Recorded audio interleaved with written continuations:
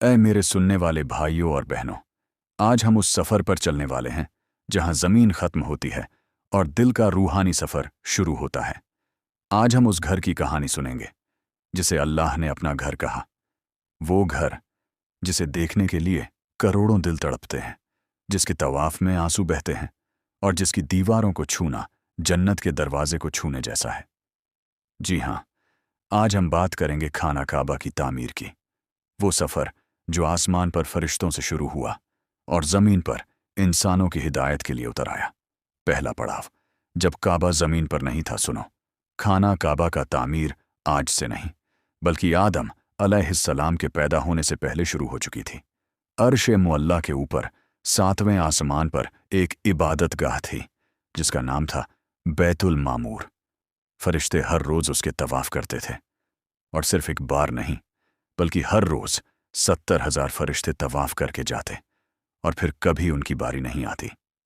सोचो, वो घर कितना मुबारक होगा कि एक बार तवाफ़ करने वाला फरिश्ता क़यामत तक दोबारा उसकी तरफ नहीं लौटता।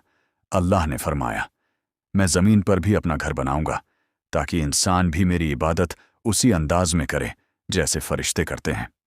दूसरा पड़ाव, हज़रत आदम अलैहिस्सलाम का ज़माने का काबा। जब हज़रत आदम अलैहिस्सलाम को दुनिया में भेजा गया तो उनके दिल में तड़प उठी कि काश मैं अपने रब के घर का तवाफ़ कर सकूं। तो अल्लाह ताला ने फरिश्तों को हुक्म दिया और ज़मीन पर खाना काबा की बुनियाद रखी गई। वो पत्थर न संगमरमर के थे न सोने के, बल्कि वो नूरानी पत्थर थे जिनमें से जन्नत की खुशबू आती थी। आदम अलैहिस्सलाम ने तवाफ़ किया, रुकते, गिरते, रोते और कहते, ऐ मेरे रब, तेरे घर की तरफ चलना ही मेरी ज़िंदगी का मकसद है। वक्त गुजरता गया। फिर वो घड़ी आई जब नूह अलैहिस्सलाम के द्वार में तूफान आया और पूरी दुनिया पानी में डूब गई। खाना काबा की बुनियाद ज़मीन के अंदर छुप गई।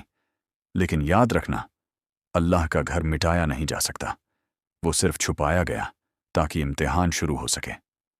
इब्राहिम अलैहिस्सलाम ने एक रात सपने में देखा, एक नूरानी आवाज़ आ रही है, ऐ इब्राहिम, मेरी ज़मीन पर मेरा घर फिर से बनाओ।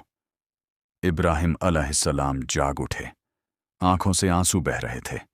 उन्होंने अपने बेटे इस्माइल से कहा, बेटा, अल्लाह ने हमें बुलाया है।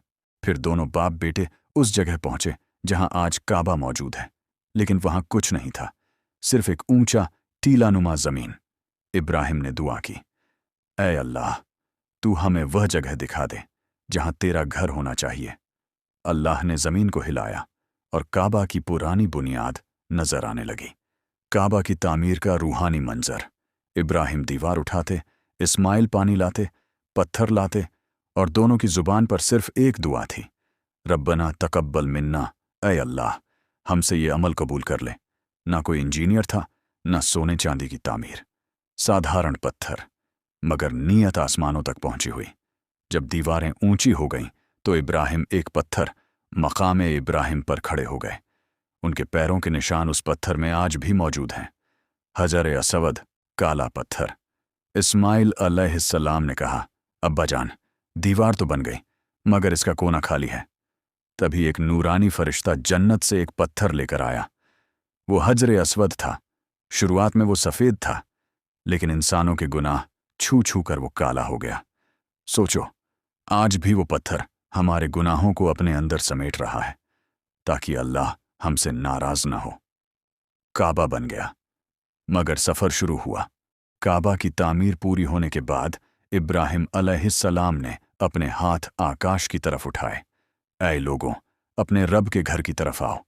ये आवाज़ सिर्फ ज़मीन पर नहीं, पूरी दुनिया में फैली, हर एक मोमिन के दिल में समा गई।